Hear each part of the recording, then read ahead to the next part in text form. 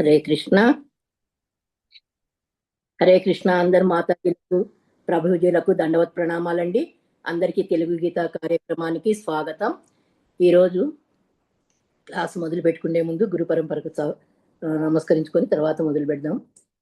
శ్రీకృష్ణ భగవాన్ నుండి వచ్చినటువంటి గురు పరంపరకు నా హృదయపూర్వక ప్రణామాలు. భగవద్గీత భాగవతము నాకు చక్కని వ్యాఖ్యానం ఇచ్చి మనము సులభంగా ఈ గ్రంథాలను అర్థం చేసుకోవడానికి కావలసినటువంటి ఆధ్యాత్మిక జ్ఞానాన్ని ఇచ్చినందుకు శ్రీల ప్రభుపాదుల వారికి, గురు మహారాజు గారికి ప్రణామాలు.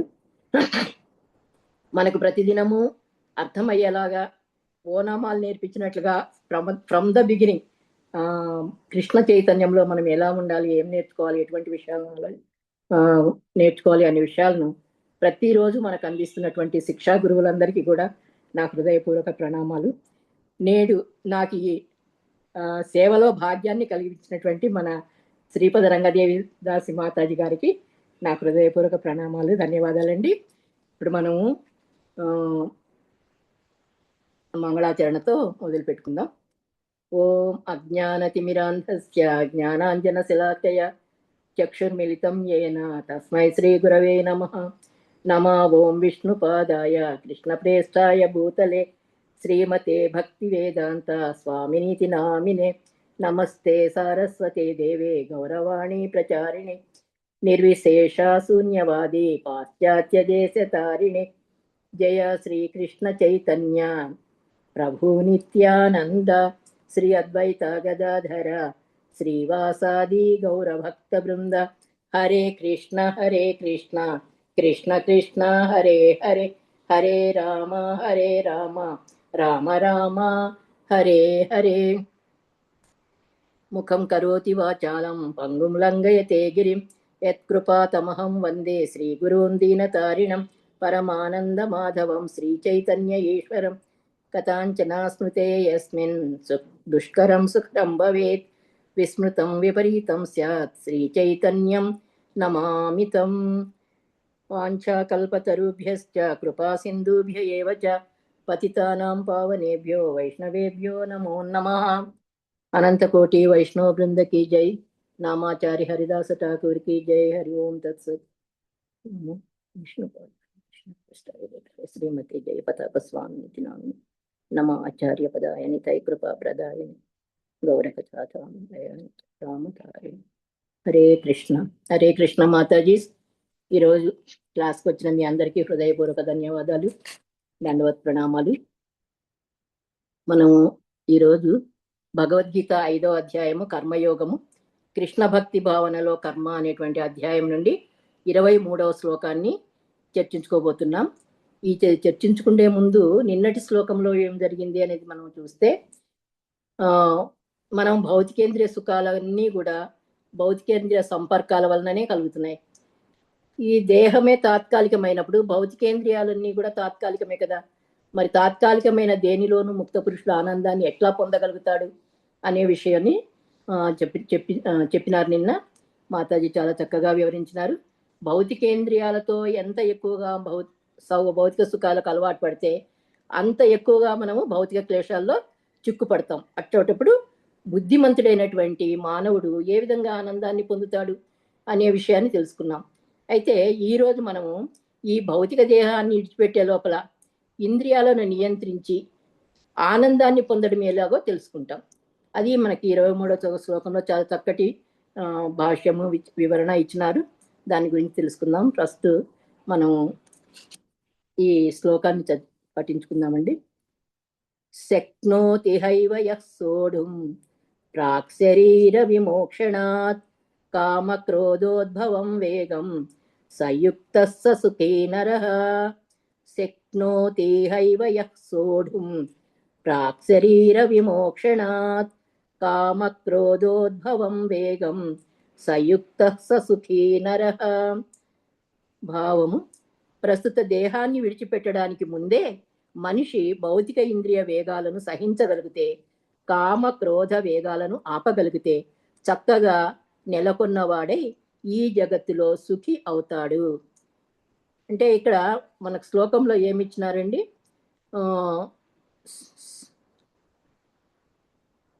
ప్రాక్ శరీర విమోక్షణాత్ అంటే శరీరాన్ని విడిచిపెట్టే లోపలే సోఢుం సహించు. వేటిని సహించమంటున్నాడు? ఎవరు సహించాలి? ఎవరంటే సమర్థుడైనటువంటి మానవుడు. శక్నోతి అన్నారు కదా, సమర్థుడైనటువంటి మానవుడు వేటిని సహించాలంటున్నారు? కామ క్రోధ వేగాలను సహించాలి అంటున్నాడు. సహించినప్పుడు ఏమవుతుంది? సయుక్త సుఖీ నరహ అటువంటి మానవుడు సమాధ స్థితిలో నెలకొన్నవాడై ఈ జగత్తులో సుఖాన్ని పొందుతాడు, ఆనందాన్ని పొందుతాడు అని ఇచ్చినారు. ఇది ఏ విధంగా అనేది మనం ఇప్పుడు చూస్తాము. మానవుడు ఆధ్యాత్మిక మార్గంలో స్థిరమైనప్పుడు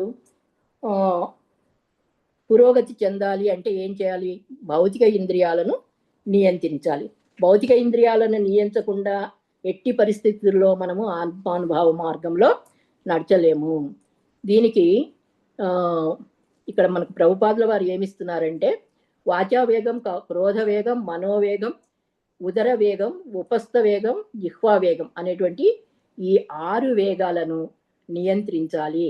ఈ ఇంద్రియాలను ఎవరైతే నియంత్రిస్తారో అంటే ఇంద్రియాలను, మనసును ఎవరైతే నియంత్రించగలుగుతారో వాళ్ళని ఏమంటామండి మనం? గోస్వాములు అని అంటాం. అంటే గోస్వాములు ఖచ్చితంగా ఎలా అంటే నియమిత జీవితాలను గడుపుతారు. అంటే వాళ్ళకి భౌతిక సంబంధమైనటువంటి ఎట్టి ఆకర్షణలు ఉండవు. ఎందుకంటే వాళ్ళ ఆ ఇంద్రియాలను నియంత్రించి ఉంటారు కాబట్టి మనం ఏం చేయాలంటే ఈ ఇంద్రియాలను పూర్తిగా విడిచిపెట్టాలి అంటే మనం మనసుతో కానీ, కళ్ళతో కానీ, హృదయంతో కానీ దేనితోనైనా సరే మన మనసును కల్లోలితం చేయకూడదు. కల్లోలితం చేసినాము అంటే మనము ఆ ఇంద్రియాలది సాంగత్యంలో మనల్ని మనం కోల్పోతాం. కాబట్టి ఇక్కడ ఏం చెప్తున్నారంటే అంటే మన ఇంద్రియాల వల్ల మనకి ఏంటి అంటే భౌతిక ప్రపంచంలో చూసిందల్లా కావాలి, లేకపోతే కోరినదల్లా కోరిన చోటికల్లా వెళ్ళాలి, మనకు అందుబాటులో లేని పొందాలి, ఇలా ఎన్నెన్నో కోరికలు ఉంటాయి. ఆ కోరికలు తీరకపోతే మనకేమవుతుంది? అసహనం అవుతుంది. అసహనం అవుతే ఏమవుతుంది? క్రోధం వస్తుంది. క్రోధం వల్ల మనం ఏమవుతున్నాము? విచక్షణ జ్ఞానాన్ని కోల్పోతున్నాం. కాబట్టి మనము ఇంద్రియాలను నియంత్రించాలి. ఇంద్రియాలను, మనసును నియంత్రించగలిగిన వాళ్లే కదా గోస్వాములు. కాబట్టి మనం కూడా గోస్వాములుగా తయారైతేనే మనము ఆనందాన్ని అనుభవించగలుగుతాము అనేసి ఇక్కడ చెప్తున్నారు.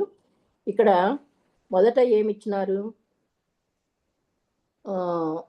మానవులైన మనము ఆత్మానుభూతి మార్గంలో స్థిరమైన ప్రగతి సాధించాలి అంటే ఏం చేయాలి అనేది ఇక్కడ మనకు ఉపదేశామృతం అనే గ్రంథంలో శ్రీల రూప గోస్వామి గారు ఒక చక్కటి వ్యాఖ్యానాన్ని ఇచ్చారు. అదేంటో ముందు చూద్దాం. వాచో వేగం మనస క్రోధ వేగం, జిహ్వా వేగం, ఉదరస్థోపవేగం, ఏతాన్ వేగాన్ యో విషహేత ధీరః సర్వామపి మాం పృథివీం సశిష్యాత్. అంటే ఇక్కడ ఏం చెప్తున్నారండి? వాచోవేగాన్ని, మనసులోని కోరికలను, క్రోధ చలనాన్ని, నాలుకను, ఉదరాన్ని, ఉపస్థ వేగాలను సహించగలిగితే అటువంటి వాడే ధీరుడవుతాడు. ఈ ప్రపంచంలో ఎంతో మంది శిష్యులను తయారు చేయగలుగుతారు అని ఇచ్చినారు ఇక్కడ. సరే, ఇప్పుడు వాచోవేగం అంటే ఏమో ముందు చూద్దాం. అంటే ఒక మనిషికి మొదటి నుంచి అంటే తాను పుట్టిన తర్వాత మాట్లాడడం మొదలు పెట్టినప్పటి నుంచి మాట్లాడకుండా ఒక్క నిమిషం కూడా ఉండలేడు. ఎందుకంటే వాళ్ళకి అటువంటి వాక్ శక్తి ఉంది కదా, ఒక మూగవాళ్ళ తప్ప. సరే, అవకాశం దొరకగానే ఏం చేస్తాడు? వాడు మాట్లాడడం మొదలు పెడతాడు. ఎవరితో మాట్లాడతాడు? తనకు తెలిసిన వాళ్ళతోనో, లేకుంటే పొరిగింటితోనో, లేదా ఎవరో ఇద్దరు వ్యక్తులు కలిసినారు అంటే వాళ్ళు తప్పకుండా మాట్లాడాలి. ఏం మాట్లాడతారు వాళ్ళు తప్పకుండా మూడవ వ్యక్తి గురించి మాట్లాడతారు. అటువంటిప్పుడు ఆ మూడవ వ్యక్తి ఏమై ఉండాలా? ఈ పుకార్లను, తర్వాత ప్రగల్భాలకు ప్రాధాన్యతను ఇవ్వకుండా వాటి ఫలితాల గురించి మనం ముందు ఆలోచిస్తే, అంటే ఇట్లా మాట్లాడడం వలన మనకేమైనా ఏమంటాము ఆ విషయం సత్యమైందా కాదా, లేకపోతే అది ఏమన్నా మనకు ఉపయోగకరమైందా కాదా, లేకపోతే ప్రియమైందా కాదా, దీని వలన మనం ఇట్లా మాట్లాడితే వేరే వాళ్ళకి ఏదైనా హాని జరుగుతుందా, అటువంటివి మనం చేయకూడదు కదా అనేటువంటి ప్రగల్భాలకు ప్రాధాన్యతని ఇవ్వకుండా ఫలితాలను మనం ఏం చేయాలంటే స్వచ్ఛమైనటువంటి సత్మార్గంలో పెట్టడానికి ప్రయత్నించాలి. దీనికి వీళ్ళు ఏమంటారంటే, మాయావాదులు ఏమంటారంటే, వాక్కును నియంత్రించాలి అంటే మౌనవ్రతం పాటించాలి అంటారు. మౌనవ్రతం మనం ఎంతకాలం పాటించగలమండి? 1 గంట 2 గంటలు, లేదా ఏదైనా వ్రతం పూనుకుంటే 1 రోజు. అంతకన్నా ఎక్కువసేపు మనం మాట్లాడకుండా ఉండగలమా? ఉండలేం, కడుపు ఉబ్బిపోతుంది. కాబట్టి అట్లా మాట్లాడాలి అంటే ఏం చేయాలని చెప్తున్నారంటే శ్రీల రూప గోస్వామి గారు, వాక్ నిగ్రహానికి అర్థం కృష్ణ కథను సమర్థించడమే. కాబట్టి వాక్ను నియంత్రించాలంటే కృష్ణ కథను సమర్థించాలి. అంటే ఏ ఇద్దరు మనుషులు కలిసినా, లేకుంటే ఒక గ్రూప్లో అయినా సరే ఏదైనా డిస్కషన్ వచ్చినప్పుడు కేవలం కృష్ణ కథను గురించే మాట్లాడాలి. ఏం మాట్లాడాలి? కృష్ణుని యొక్క నామ రూప గుణ లీలాదులను మాట్లాడాలి. తర్వాత కృష్ణ భక్తిని లేదా కృష్ణ సేవను మనము ప్రచారం చేయాలి. అట్లా చేసినప్పుడే మన వాక్కు భౌతిక కోరికల నుండి కాకుండా కృష్ణ సంబంధంగా ఆ వేగాన్ని మనము నియంత్రించవచ్చు, అంటే పవిత్రీకరించబడుతుంది అని చెప్పినారు. ఇప్పుడు 2వ వేగం ఏంటంటే మనోవేగం. ఈ మనోవేగం వల్లనే ఇంద్రియాలకు ఊపు వస్తుందండి. లేకపోతే ఆ మనసును మనం కంట్రోల్ చేయలేకపోతే ఇంద్రియాలను విచ్చలవిడిగా ఉపయోగించాల్సి వస్తుంది. కాబట్టి ఈ మనసును శ్రీకృష్ణుని పాదపద్మములపై లగ్నం చేసినప్పుడు మాత్రమే ఈ మనోవేగము పడుతుంది. ఈ విషయాన్ని మనకు శ్రీ చైతన్య చరితామృతంలో మధ్యలీల 22.31లో చెప్పబడింది. అది ఏంటంటే, కృష్ణ సూర్య సమ మాయాహయ అంధకార యహ కృష్ణ తహా నాహి మాయార అధికార. అంటే ఇక్కడ ఏం చెప్తున్నారండి? కృష్ణుడు సూర్యుని వంటి వాడు. మాయహాయ అంధకార, మాయ అంధకారం వంటిది, కేవలం అంధకారం వంటిది. అంటే యహ కృష్ణ తహా నాహి మాయార అధికార అని అంటే ఏంటండి? ఇక్కడ కృష్ణుడు ఎక్కడైతే ఉంటాడో అక్కడ మనకు మాయ అనే ప్రసక్తే ఉండదు. అంటే మన మనసులో మనం కృష్ణుడిని కూడా నిలుపుకుంటే మాయకు మన మనసులో చోటు ఉండదు. అప్పుడు కలవలపరిచే అవకాశం కూడా ఉండదు. కాబట్టి మనిషి ఎల్లవేళలా కృష్ణుని గురించి ఆలోచించాలి. తర్వాత ఏ విధంగా సేవిస్తూ ఉండాలో తలుచుతూ ఉంటే మన మనసు సహజంగానే నిగ్రహించబడుతుంది. కాబట్టి ఆ విధంగా కృష్ణ భక్తి భావంలో మన మనసు యొక్క వేగాన్ని కూడా మనం నియంత్రించవచ్చు. అట్లే క్రోధోవేగం. ఈ క్రోధోవేగం అనేది చాలా కష్టం అండి నియంత్రించడం. ఎందుకంటే ఒక మనిషికి క్రోధం అంటే చెప్పి రాదు. ఇప్పుడు నేను కోప్పడాలనా వద్దా అని ఆలోచన చేసి రాదు. అది ఎంత వేగంగా వస్తుందంటే కళ్ళు ముచ్చి కళ్ళు తెరిచే లోపలనే ఎదుటివాడి పైన పడిపోతాం. ఆ కోపం వచ్చినప్పుడు దేనికి ఆ కోపానికి కారణం ఏదైతే అవుతుందో దాన్ని వెంటనే శిక్షించడం ద్వారా తీర్చుకోవాలనుకుంటాం. కానీ మరి అటువంటి క్రోధాన్ని మనం ఎట్లా అణుచుకోవాలా? ఆ కామం తీరకపోతేనే కదా కోపం వస్తుంది. కాబట్టి ఆ కోరికను ఏ విధంగా అణిచివేయాలా అనేదాన్ని ఇక్కడ భగవద్భక్తులు, అంటే ఈ కోపము వచ్చినప్పుడు భగవద్భక్తులను కానీ భగవంతుడిని కానీ దూషించినప్పుడు మాత్రమే అటువంటి కోపం రావాలి. కానీ మిగతా సమయాల్లో అంత కోపం రాకూడదు అనేది మనకు ఇక్కడ ఒక చిన్న ఉదాహరణ. శ్రీ చైతన్య సంకీర్తన ఉద్యమాన్ని ప్రచారం చేసేటప్పుడు నిత్యానంద ప్రభువుల వారు ఏం చేస్తారండి? ప్రచారం చేస్తూ పోతూ ఉంటే జగాయి మధాయి అనేటువంటి దుష్ట సోదరులు ఆయన పైన దాడి చేసి గాయపరుస్తారు. అప్పుడు శ్రీ చైతన్య మహాప్రభువులు తీవ్ర ఆగ్రహానికి గురి అయి వాళ్ళను సంహరించాలన్నంత కోపంతో వాళ్ళ పైకి పోతాడు. మరి శిష్టాష్టకంలో మనకు చైతన్య మహాప్రభువులు ఏం చెప్పినారు? ఒక శ్లోకం ఇచ్చినారు కదండి శిష్టాష్టకంలో, తృణాదపి సునీచేన తరోరివ సహిష్ణున అమానినా మానదేన కీర్తనీయ సదా హరి. ఏమంటున్నాడండి మనకు ఇక్కడ? గడ్డిపోత కన్నా వినమ్రంగా ఉండాలి, చెట్టు కన్నా సహనంగా ఉండాలి. ఎవరైనా మనల్ని నిందించినా లేదా అగౌరవపరిచినా వారికి సమస్త గౌరవం ఇవ్వాలి. మనసును కృష్ణుని పవిత్ర నామమును కీర్తించవలెను. అట్లా ఆ కోపాన్ని అణిచేయాలని చెప్పినారు. కానీ ఇక్కడ మరి జగాయి మదాయిలపైకి శ్రీ చైతన్య మహాప్రభువులు ఎందుకు అంత ఆగ్రహాన్ని ప్రదర్శించారంటే ముందే చెప్పుకున్నాం. ఏంటి? నిజమైన భక్తుడిని కానీ దేవుణ్ణి కానీ దూషించినప్పుడు అటువంటి కోపం సహజమైనదే. అందుకే ఆయన ఆ కోపాన్ని అణుచుకోలేక ప్రచండ అగ్నిలాగా వాళ్ళపైకి దూసుకుపోయినాడు. ఇప్పుడు అట్లే ఇంకొక ఉదాహరణ చూసుకుంటే హనుమంతుల వారు ఉన్నారు. హనుమంతుల వారు ఏం చేస్తున్నారండి, సీతామాతను రావణుడు అపహరించినప్పుడు తన భగవంతుడైనటువంటి రామచంద్రమూర్తికి బాధ కలిగింది, దుఃఖం కలిగింది. కాబట్టి అటువంటి దుఃఖాన్ని చూసినటువంటి హనుమంతునికి కోపం వస్తుంది. ఆ కోపాన్ని ఏ విధంగా తీరుస్తాడు? రావణాసుడి యొక్క లంకను దహనం చేయడం ద్వారా ఆ కోపాన్ని భగవద్భక్తిలో పెడతాడు. అట్లే ఇప్పుడు అర్జునుడు ఉన్నాడు. అర్జునుడు ఏం చేస్తాడండి? కురుక్షేత్ర యుద్ధంలో మోహం వల్ల తాను యుద్ధం చేయను అని చెప్తాడు. అయితే కృష్ణ భగవానుడు ఏం చేస్తాడు? ఈ దుష్ట శిక్షణ చేయాలనేది కదా ఆయన ఆశయం. కృష్ణ భగవానుడు ఈ యుద్ధాలన్నీ మనకు రాక్షసులన్నీ అందరినీ దుడమాడాల అనేసి ఆ భావంలో ఉన్నాడు. కాబట్టి ఏ విధంగా అయినా కానీ సరే ఈ కురుక్షేత్ర యుద్ధం జరగాల అనేది ఆయన ఉద్దేశం. అందుకోసం ఏం చేస్తాడు? ఈ భగవద్గీతలో ఎన్నో కారణాలు చెప్తూ కృష్ణుణ్ణి అర్జునుణ్ణి నువ్వు యుద్ధం చెయ్యి అని ప్రేరేపిస్తాడు. ఎందుకంటే అట్లా ప్రేరేపించి కోపాన్ని రగల్చకపోతే అర్జునుడు యుద్ధం చేయలేడు. కాబట్టి ఆ యుద్ధం అనేది మంచికి చేయాలి, చెడు ప్రోత్సహించడానికి కాదు. కాబట్టి దాన్ని చెయ్యమని చెప్పడం ద్వారా అర్జునుడు ఏం చేస్తాడు? యుద్ధం చేయడానికి ఒప్పుకుంటాడు. ఇట్లా కోపాలను భగవద్భక్తిలో వినియోగిస్తూ అణుచుకోవచ్చు అని చెప్తున్నారు. తర్వాత జిహ్వా వేగం. ఈ జిహ్వా వేగానికి సంబంధించినంత మనం ఏం చేస్తామంటే నానా రకాలైనటువంటి పదార్థాలను తింటూ ఉంటాం. దేహ కోరికలు తీరినప్పుడు ఏమొస్తుంది మనకు? క్రోధం వస్తుంది.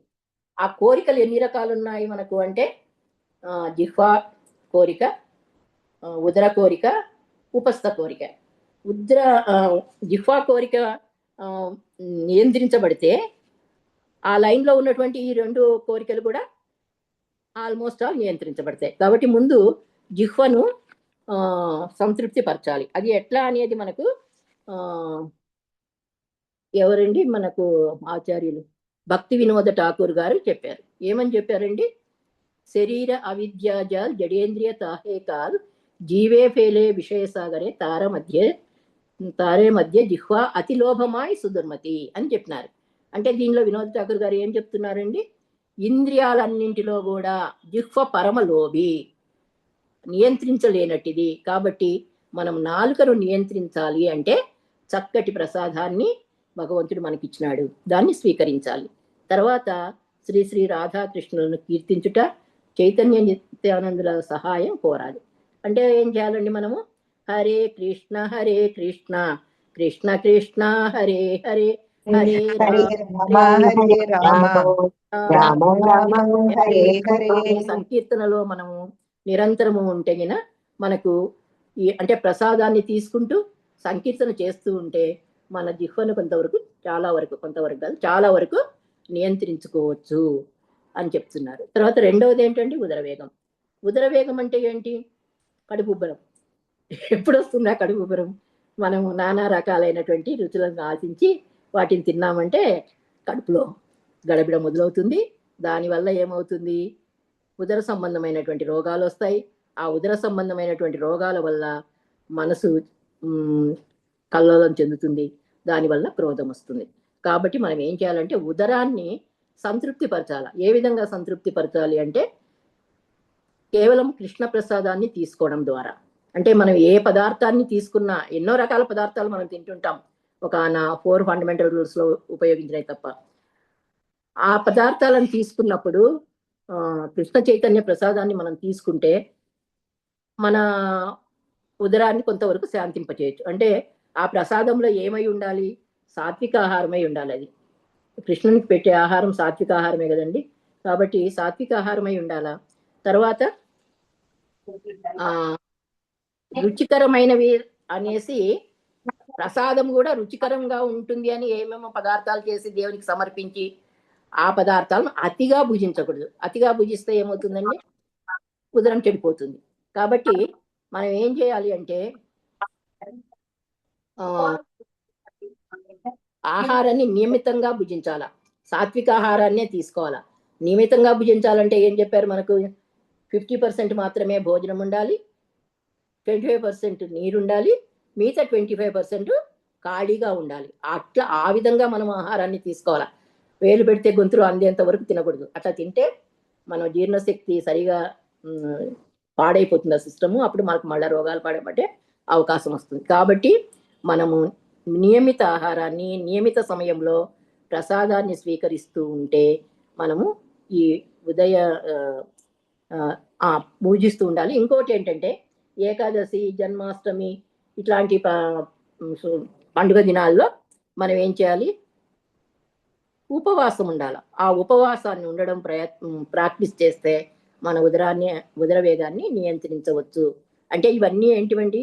ఏకాదశి, కృష్ణాష్టమి ఇవన్నీ కూడా మనం భగవంతుని సంబంధంగా చేసేటువంటివి కాబట్టి అటువంటి రోజుల్లో మనం ఉపవాసం చేస్తే ఉదర వేగాన్ని నియంత్రించవచ్చు అన్నాడు. తర్వాత ఉపస్థ వేగం. ఎప్పుడైతే జిహ్వను కంట్రోల్ చేసి ఉదరాన్ని కంట్రోల్ చేస్తామో అప్పుడు చాలా వరకు ఉపస్థ వేగాలను అంటే జననేంద్రియ వేగాలను కూడా మనం నియంత్రించుకోవచ్చు. అంటే ఈ ఉపస్థ వేగం 2 విధాలుగా ఉంటుంది. ఒకటి సక్రమమైంది, ఒకటి అక్రమమైంది. మనం సక్రమమైన మార్గాన్ని ఎంచుకుంటే ఏమవుతుందండి? శాస్త్ర నియమాలను అనుసరించి చక్కటి సంతానాన్ని పొందడానికి వీలవుతుంది. అంటే చక్కటి సంతానాన్ని పొందితే ఏమవుతుందండి? అటువంటి సంతానాన్ని మనం గురుకులాశ్రయాల్లో లేకపోతే చిన్నప్పటి నుంచే వాళ్లకు అలవాటు చేస్తే అక్కడ వాళ్ళు ఎన్నో విషయాలు తెలుసుకుంటారు, ఎన్నో రకాలైనటువంటి మంచి మాటలు వింటారు కదా.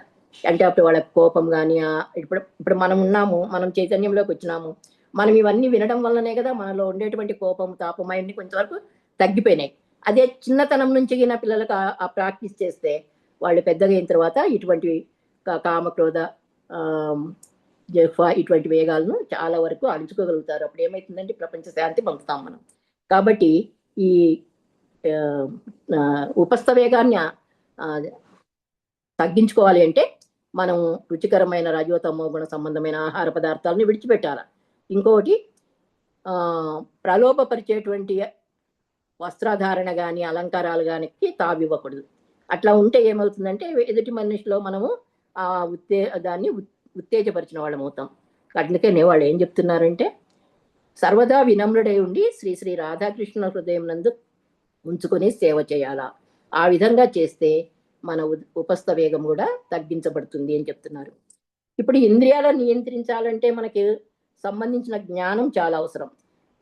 అంటే మన భౌతిక జీవనంలో ఉన్నటువంటి ప్రజలకు అది ఎట్లా తెలుస్తుంది అంటే కొందరేమో వినడం ద్వారా తెలుసుకుంటారు, కొందరేమో విని ఆచరించడం ద్వారా తెలుసుకుంటారు. అది ఎట్లా అంటే ఇప్పుడు ఒక దొంగ ఉన్నాడు అనుకోండి, ఆ దొంగ కోరే ఇట్లా చెయ్యకూడదురా, ఇది తప్పు, ఇది చేస్తే నీకు ఇట్లా పోలీసులు నిన్ను దేహ పూజ చేస్తారు, జైలుకు పంపిస్తారు, ఇబ్బంది పడతావు అంటే అది వినడం ద్వారా. అంటే గురువులు, పెద్దలు లేకుంటే ఆచార్యులు వీళ్ళంతా చెప్తే వినడం ద్వారా అవునా అట్లా చేయకూడదు అని వాడు మానుకుంటాడు. అది మొదటి రకం. రెండవ రకం ఏంటంటే చేయకూడదు అని చెప్తున్నారు కదా, చేస్తే ఏమవుతుంది, ఓసారి చేసి చూద్దాము అని అనుకుంటాడు. అంటే వాడు ఏం చేస్తాడు? చేయి దురదం తప్పుకోవాలంటే దొంగతనం చేస్తాడు. దొంగతనం చేస్తే ఏం చేస్తారు? పోలీసులు బాగా వాంచి పడేస్తారు. తర్వాత ఏం చేస్తారు? తీసుకుపోయి జైల్లో కూర్చోబెడతారు. ఎంతకాలమో శిక్ష ఇస్తారు. ఆ శిక్ష అయిపోయిన తర్వాత తిరిగి బయటికి వచ్చిన తర్వాత అతడు ఏం ఆలోచించుకుంటాడంటే అరే నేను ఈ తప్పు చేయబట్టి కదా నాకు ఇంత పనిష్మెంట్ వచ్చింది, దీన్ని మనము అవాయిడ్ చేస్తే సరిపోతుంది అని దాన్ని తగ్గించుకుంటాడు. అంటే చేయకుండా మానుకుంటాడు. ఇక మూడవ రకం ఉంటారు, వింటారు, చూస్తారు, జైలుకు వెళ్తారు, తన్నులు తింటారు, మళ్ళా వచ్చి మళ్ళా దాన్ని ప్రాక్టీస్ చేస్తారు. అంటే దీనివల్ల ఏమవుతుంది? వాడు మూర్ఖుడు అని తెలుస్తుంది. కాబట్టి మూర్ఖంగా ఉండకూడదు. ఇందులో మొదటి వాడు ఉత్తమమైన వాడు. అంటే శాస్త్రాల ద్వారా కానీ, గురువుల ద్వారా కానీ, ఆచార్యుల ద్వారా కానీ విని దాన్ని చక్కగా ఆచరణలో పెడితే మనం ఇంద్రియాలను సంతృప్తి పరచవచ్చు అనేది మనకు చెప్తున్నారు. తర్వాత ఈ శ్లోకంలో ఏం చెప్పినారు? సమర్థుడైనటువంటి మానవుడు శరీరాన్ని విడిచిపెట్టే లోపలే ఈ కామక్రోధ వేగాలను ఈయన సహించి ఆపగలిగితే జగత్తులో చక్కగా నెలకొన్నవాడే సుఖి అవుతాడు అని చెప్తున్నారు. కోరికను, క్రోధాన్ని నియంత్రించడానికి ప్రయత్నం చేయడమే యోగి యొక్క కర్తవ్యం. అంటే ఈ రోజుతో అంటే ఇప్పుడు ఇంతవరకు మనం తెలుసుకున్నాము. ఇక రాబోయే రోజు అంటే రేపు రోజున మనం పూర్ణయోగి అంటే ఎవరు? అందులో అతడు బ్రహ్మంలో ముక్తుడై ఉండి చివరకు బ్రహ్మంనే పొందుతాడు అనే విషయాన్ని రేపటి తరగతిలో మనం తెలుసుకుంటాము. హరే కృష్ణ. ఈ రోజుతో ఈ లెసన్ అయిపోయిందండి. మీకు ఏవైనా ప్రశ్నలు ఉన్నా, సందేహాలు ఉన్నా అడిగితే నాకు సాధ్యమైనంత వరకు, నాకు తెలిసినంత వరకు చెప్పగలుగుతాను. ఈ రోజు జరిగిన పాఠంలో మీకు ఏమైనా సందేహాలు ఉంటే చెప్పండి. హరే హరి బోల్ మాతాజీ. హరే కృష్ణ. ధన్యవాద ప్రణామాలు. హరి బోల్. చాలా నియంత్రించాలి అని చాలా బాగా చెప్పారు. హరి బోల్. మాతాజీ. హరే కృష్ణ మాతాజీ. వేగాలను కూడా చక్కగా వివరించారు మాతాజీ. ఇంద్రియాలను ఎలా నియంత్రించుకోవాలనేది చాలా చాలా చాలా బాగుంది మాతాజీ, అద్భుతంగా చెప్పారు, చాలా చక్కగా చెప్పారు మాతాజీ. హరే ధన్యవాదాలు కృష్ణ. మాతాజీ. మన గురువుల యొక్క కృప మనదేం లేదు మాతాజీ, అక్కడ ఏది ఉందో అది మనం చెప్పుకున్నాం. హరే కృష్ణ. శ్రీ కృష్ణ మాతాజీ. ధన్యవాదాలు. హరే కృష్ణ. హరే కృష్ణ మాతాజీ. హరి బోల్. లక్ష్మీదేవి మాతాజీ. ధన్యవాద ప్రణామ్. డివోటీస్ ఏమైనా సందేహాలు ఉన్నాయా మాతాజీకి? ఏం లేదు మాతాజీ. సందేహాలు లేకుండా చెప్పారు. చక్కగా చెప్పారు. లేవండి. హరే కృష్ణ. హరే కృష్ణ. సందేహాలు లేకపోతే మనం గురు మహారాజు గురించి ఒక 3 సార్లు హరే కృష్ణ మహామంత్రం చెప్పుకుందాం. అలాగే మాతాజీ. హరే కృష్ణ హరే కృష్ణ హరే రామ హరే రామ.